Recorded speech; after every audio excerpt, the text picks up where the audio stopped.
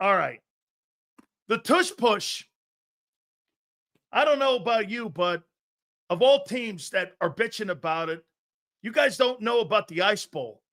And Bart Starr running the quarterback sneak at Lambeau Field and capping off 3 championships in a row on a quarterback sneak. So Matt LaFleur goes, that's not a football play. Of all places to be bitching about it, the Green Bay Packers. Let's get to our friend, Craig Carton, does a super job on FS1, one of the absolutely best dudes there is. We had Schleridon a week ago. What? Oh, what's going on, my friend? Boy, I tell you, I didn't realize how old you were, but the fact that you were in the stadium for the Ice Bowl, wow. Oh my gosh. You look great for 96. I got to tell you. Oh my God, what a jackass. Hey man, what's your take on this thing here with the owners down there drinking mint tulips down there in Palm Beach, arguing over a play like the Tush Push play? Where are you on this? I think it's ridiculous that we're going to ban a play because no one else can figure out how to stop it or how to do it. And if you look at the stats, while it is obviously very successful and no one can emulate it, no one can stop it, it's only a little bit more successful than everybody else's quarterback sneak. It's just that we gave a name to it. They're on national TV a lot because they're really, really good. Obviously, a couple Super Bowl appearances add to that. And it was comical to me that of all teams that were leading the charge, or one of the 2 teams that were leading the charge against it, happened to be the Buffalo Bills, who attempted it second only to the Philadelphia Eagles. Like, I made a point on the show the other day. What's going to happen if we find some dude in college? Sorry, my fat fingers just pushed the button there. There we go. What's going to happen when we find a kid coming out of college, and I'm making this up obviously, who runs a 4.040, and all the team does is throw him a little swing out, pitch to the left, and every time he touches the ball, he goes 80 yards for a touchdown. Are we going to outlaw pitching the ball to the left because nobody can stop it? It's silly. I'm glad it got pushed back a year. I'm also not naive enough to not understand it is going to be banned in the future. That's 100% guaranteed. But, man, it's so weak that teams are looking to get that play banned, and I don't quite understand it. I'm going to tell you, and here's as you know, I love to do conspiracy things here. Me too. Here it is. You know, they had a dude back in the day by the name of Elliot Pellman who ran the CTE investigations for the NFL back in the day. And this guy was an he was an arthritis guy who was dealing with head trauma. Anytime you hear the name Alan Sills, Dr. Alan Sills, come in and parachute in and say, we think that this could be something that could be an injury. This goes down, in my opinion, this comes down to the fact that the NFL doesn't want players coming out later on when they're retired saying that play caused me CTE. Because again, like you said, you're trying to you're giving, there's no intel that the play has caused any injuries. None. Okay, but it could cause long-term injury if a player comes out and the Players Association says that. To me, I think this is more to do with that kind of stuff because I don't know. As you said, I think. What's the other reasoning to stop it then? I think it's just pure jealousy. The Eagles right now are really hot. They, 2 Super Bowl appearances in 4 years. They win a Super Bowl. Let's try to stop them from doing something they do really, really well. And look, there's no evidence, zero evidence, that particular play causes more injuries than any other play. And something you know better than I do because you played high-level football collegiately. You made it to the pros. Only a certain small percentage of the population can make that claim. Newsflash, it's a violent sport. Now, I'm not rooting for it. I think it's terrible that you have grown men in their 40s that can't walk without a limp and have long-term, lifelong health issues. And I'm respectful that all these men, yourself included, should be given the common courtesy of lifetime health care because the union and the NFL can certainly afford it. But dudes get hurt. It's violent. That's why we like it so much. If it became flag football, guess what? We wouldn't watch it. That's right. And That's listen, right. I don't want to hear it before you say it. You're not going to have words right now. I was late in getting to you today. Partially my fault, partially your fault. I didn't get the link. Oh, that's That's a right. That's that's right. another story for another day. That's right. But I'm giving you extra time. We can go right through 4 o'clock Eastern. We ain't taking no break. Hey, man, I love you, Morgan to man. Thank you Morgan. so. You're Morgan to right. Morgans, they're good. They're like, don't take a break. Keep going. Hey, man, I appreciate you doing that because I didn't give you the heads up here. Well, let me get into it. What do you make of the Eagles, man? You think they're in a position right now, the way Howie Roseman's running this team and the way It's Nick funny. Sirianni is, that I love you, and I appreciate the unwavering negativity towards Philadelphia. Even having just won a Super Bowl, you've got a vendetta against them. I know why. I'm with you. I fully support that vendetta, and screw them. But they're the best team in football. And while Roseman, it's funny. When you win a Super Bowl and you're the new flavor in town, the hot girl in town at the prom, right? Everyone seems to forget the mistakes you made along the way. Harry Roseman also has Adam Schefter in his back pocket. He calls him before meetings are over to tell him exactly what's going on. And I suppose that's the price of business these days. All well and good. He's not the only one that does that. And good for Adam that he has those types of connections. That's why he's the best at what he does. And I respect that.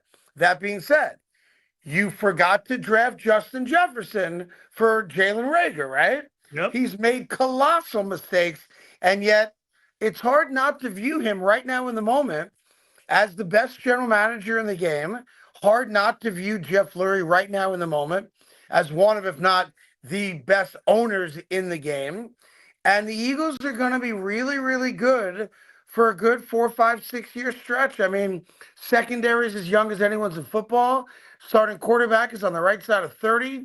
Starting running back on the right side of 30 and just came off one of his few seasons without an injury. I think A.J. Brown at some point is probably going to be traded because Yep. I do think he's a nuisance behind the scenes, not every day, but some days. So I think that'll rear its head at some point. They're going to be really good for a long time. In New York, how do people look at Saquon Barkley in the year? I mean, surely, Craig, we all saw the Hard Knocks. Yeah. I mean, you let that guy walk out the building with no compensation, coming back to you.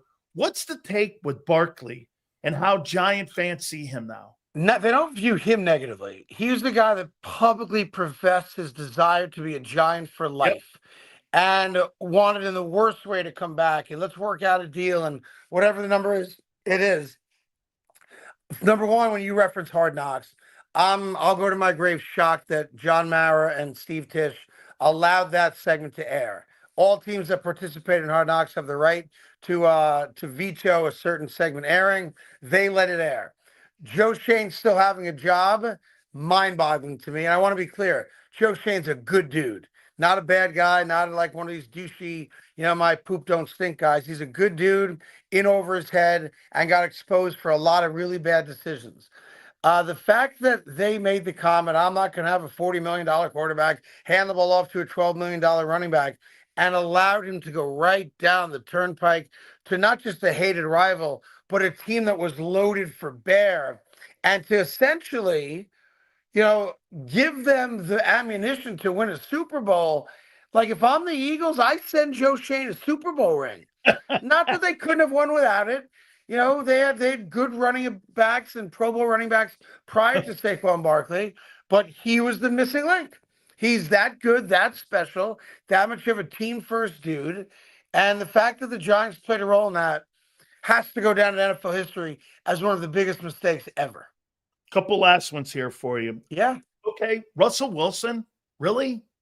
That's where the Giants landed after that mistake with Daniel Jones, and you got Jameis. That's your quarterback room. Well, and the guy. The quarterback room for the Giants right now is special. And it's going to, for doing what you and I do for a living, it's going to be awesome. We're going to get so much material out of that quarterback room. But don't sleep on the fact that they pick third and they need a quarterback, and there's a chance Shedeur Sanders is there. Now, I'm not sold that Shedeur Sanders is going to be a great NFL quarterback. I'm not. I'm not sure how much of his game is style versus substance or where they played and a lot of other things. That being said, just because they've got Jameis on that 2-year, $8 million deal, and yes, they gave 10 guaranteed, a chance to earn 21 to Russell Wilson, that does not preclude the Giants from drafting a quarterback at 3. So if anyone thinks, oh, well, they're going forward, no.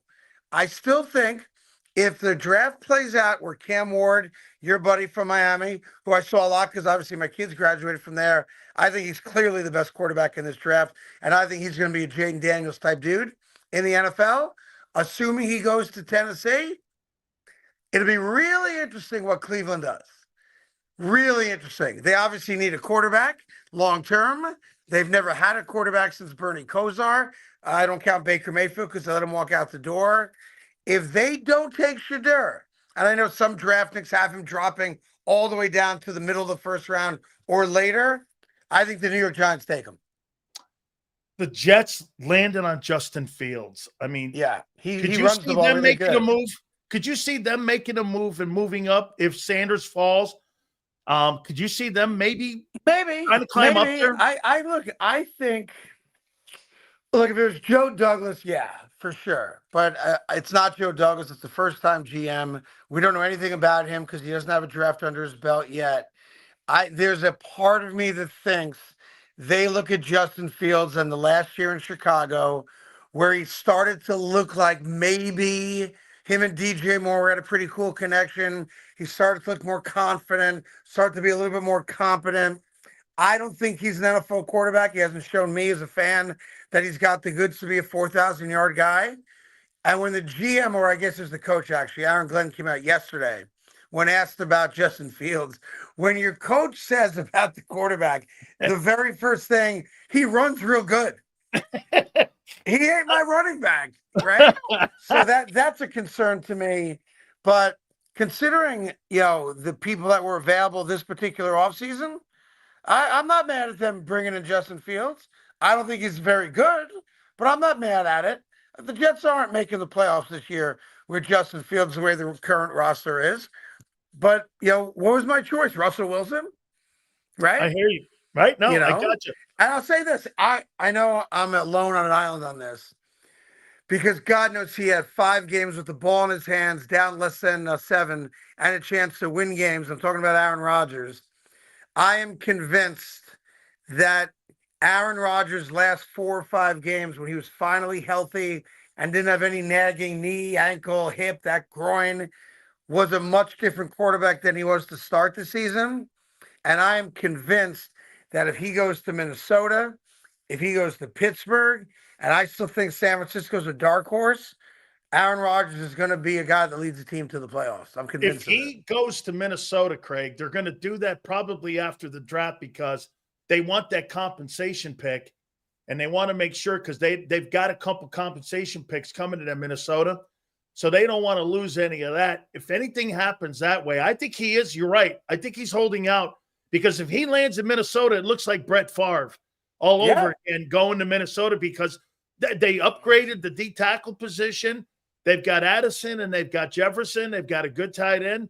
They redid Aaron Jones. They got a good old line. I mean, they're good. Look, they're built. It's like, to me, Minnesota, and listen, maybe J.J. McCarthy becomes a good quarterback. I'm not suggesting the kid can't play. We've just never seen him play NFL football.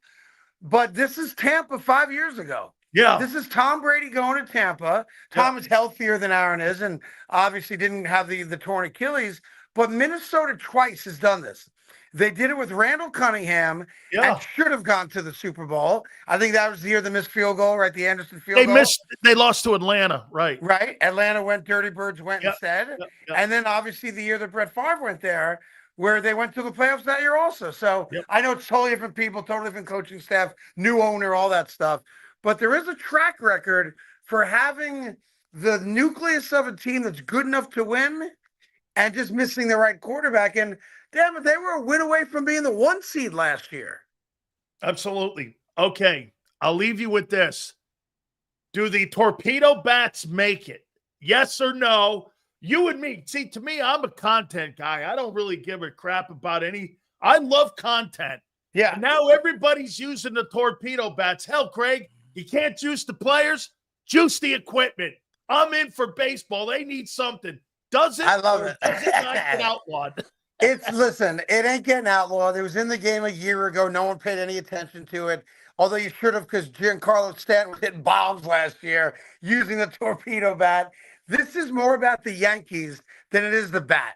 I know De La Cruz yesterday for the Reds switched to the bat, bang, goes 4 for 5, hits 2 home runs. He's an awesome young talent. But again, it's like, oh, no home runs before the bat. Now he's got 2. And all of a sudden, Anthony Volpe is hitting bombs. And, everyone else, Chisholm's hitting rockets all over the place. It's not going to be outlawed because it ain't illegal. But what's fascinating to me, I'm not the smartest guy in the world, and you aren't either. But if you gave me, if my trade tool was a long piece of wood for 150 years, I'd like to think that somewhere along the way, someone on the Carton tree, someone on the Sileo tree would have figured out if you put the hardest part of the wood where I use the wood the most, I'm going to get better results. Shame on us for being stupid for 150 years. And by the way, if this was, let me think. If this was the Miami Marlins now? Whatever Miami Marlins. Right. Miami Marlins. If this was the Marlins, it wouldn't be a story. This is Yankee jealousy, just like your Andy Robustelli jersey over your shoulder. It's nothing but jealousy. Yeah. Craig Carton, way to end it on that, my friend. Thank you so much for your time, brother. You always find time for me. Continued success. Thank you. I do miss you on the radio, though, bro. Well, you never know what the future holds. And tell Morgan and Morgan, I need a lawyer. Okay. I will. Craig, thank you, my friend. Be All good. right. That's Craig Carton, man. I love Craigie, man. One of my favorite people in broadcasting. I absolutely love that guy, man. Great stuff. Morgan and Morgan, tell him I need a lawyer. No, I think he needs an advertiser. You know what Sanders in the background saying? Nobody comes near Morgan and Morgan. All right. All that being said, Xander will join us at the bottom of the hour. Energy? Hey, Philly native. That's what my boy Craig Carton brings. That's what we bring, man. This guy wasn't bad at all. Carton's in the New York Broadcasting Hall of Fame. And here's the guy that did time at Rikers Island. Hey, how come I get heat for some of the shit that I say? My buddy went to jail, actually did push-ups in jail, in a jail cell. And he's back on TV. It's like you guys say, it's got to be the way that I deliver it. Okay? It's got to be the way Big Sills delivers it. Never, ever. Like I said to you guys, appreciate you dudes. Please hit that like button. So let me see. One more time on the replacements here. Then we're going to talk about Howie when we come back. No, I think Craig's a great broadcaster, and he's a great friend of mine. As a matter of fact, we have a pact. He and I never go on other shows unless we know the guy and the guy comes on our show. That's why I did that hit with WIP because of Marcus Hayes. Big Sills doesn't go on other people's shows for 2 reasons. I want him to know that I'm here.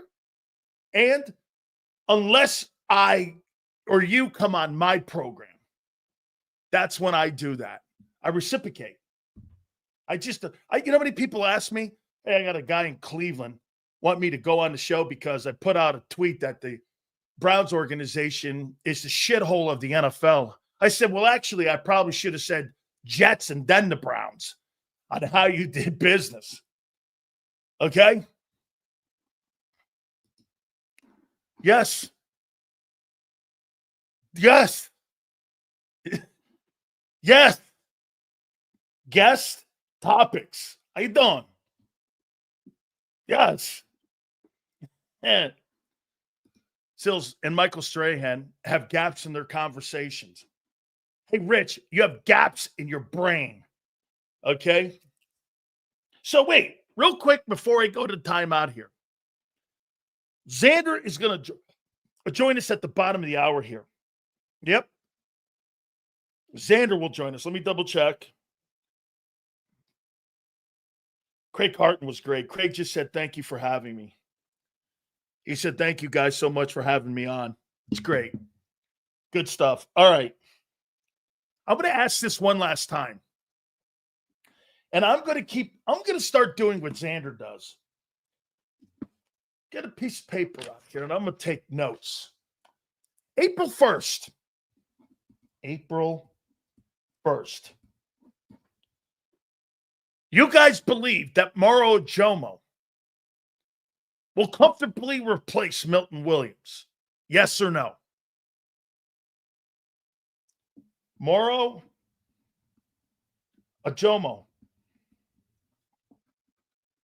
replace Milton Williams? Yes. Okay? Those were these steps. Nobody's saying that? I'm asking a question. Do you believe Mauro Jomo will replace Milton Williams? There's a no by Lamar. Okay? Charlie says yes. I'm going to go with the consensus. Yes. Think he can. Way to have conviction, Forrest Hill. Love those guys with conviction. Slight downgrade. It's a good way to look at it. I'm with you. Lucius, yeah. Okay, so you believe that. I'm going to put a plus next to that. Mauro Jomo replaces Milton Williams comfortably. Okay. Nolan Smith, does he comfortably replace Brandon Graham? Nolan Smith. For 17 ball games, do you believe that Nolan Smith will replace Brandon Graham? No. Yes. Yep. Okay. There's another one. Sounds like to me, you guys are comfortable so far in your replacements. That's what I got down in one of the topics, the replacements. An upgrade. You think Nolan Smith is an upgrade to Brandon Graham? Okay. How many people believe Jalix Hunt will replace Josh Sweat? Jalix Hunt. Replace Josh Sweat. Yeah, definitely yes. I do.